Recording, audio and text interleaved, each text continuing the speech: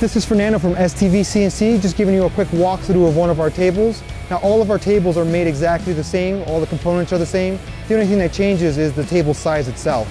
So right here you'll see we've got a 4x8 table. You'll notice it has the water pan, the water's already filled up. The water pan does come included in all the tables. Over here we've got our linear guides for our Y-axes. You've got your Y motor there. Up here we've got our X-axes and our Z-axes on the gantry itself. Here we've also got linear guides for your X. For your Z, we've got dual linear guides and a ball lead screw, so that controls the up and down motion. And so the table itself is run with 2 motors on your Y, 1 motor on your X, and 1 motor on your Z. So a 4-motor system. When you receive your table, with regards to assembly, that's really straightforward. Your linear guides for your Y and your gantry are all pre-assembled for you. You don't have to do any additional work there.